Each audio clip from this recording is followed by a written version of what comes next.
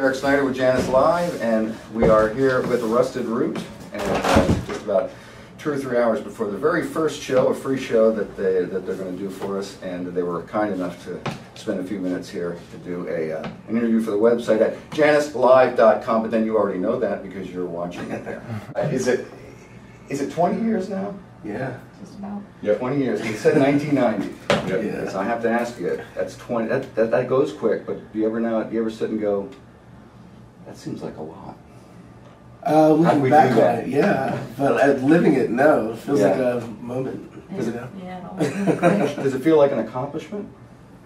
I think so, yeah. I mean, just looking around and seeing other bands and sort of the state of where the music industry is, and not a lot of bands are sticking it out, and they come and go pretty quick, so we're pretty happy about what we've accomplished.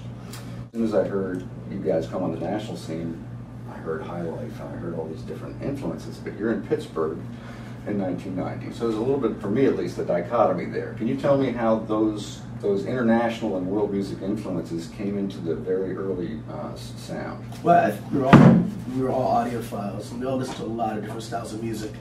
And I think that was just one of the styles of music, like world music, being encompassing style, was something that we were all into at the time, as well as lots of other different things like rock and roll and jazz, and anything else. In particular, Liz, for instance, that was sort of off the beaten path that you said, if I'm in a band, I want this to be part of it.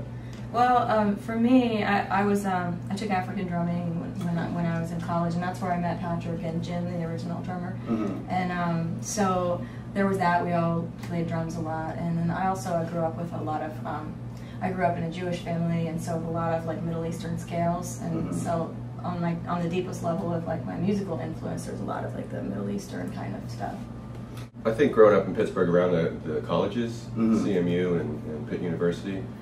There's a lot of concerts going on, and if you're tapped into it, you can kind of go in and find the concerts that you want to check out. And I did that pretty early on with my cousins. And then I took a trip after high school to Nicaragua, and there was just music everywhere. The revolution had just happened, so it's just poetry and music on every street corner. Like a lot of bands, you guys have transitioned into a more self-contained business. I won't use the word model, but it's some kind of a business organizational model from back with the major label thing. How has that worked out? Really great. I mean, we kind of started that way. We kind of built our own thing, toured on our own, made our own record, and sold a lot. And that's what initially drew the attention of the major labels and the industry on a mainstream level. But I think that we kind of went through all of that and came out the other side a stronger entity, if you will, a stronger business, because we're still making records, we're independent now, and we're touring just as strong as ever. So you have each person handles their bass guitar, lead singing, backup. Do you have business responsibilities within the corporation, such as it is? No, we all share responsibilities.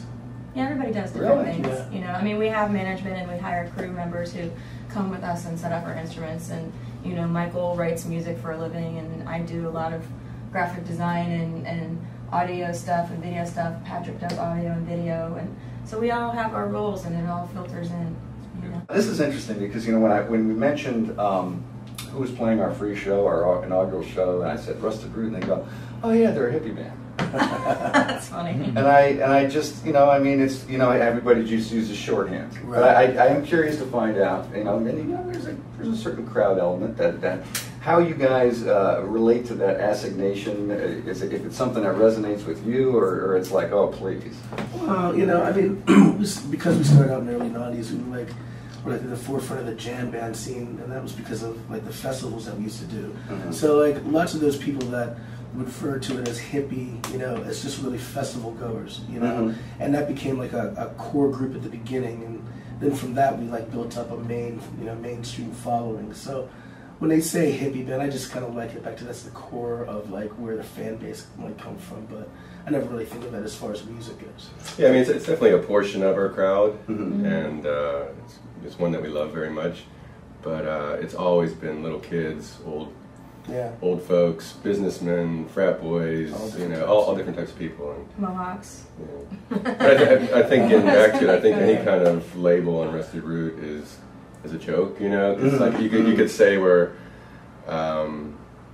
anything really. I mean, and you kind of just go like, yeah, whatever. I mean, it's in the scheme of just rock and roll. So I have to ask you, flannel shirts and stuff, you enjoying the humidity? This is really my pajamas. I just came down for the sound check. It's good for your skin, remember that. We can't thank you enough for being here, and have a great gig. Thanks a lot. Thanks. Appreciate it.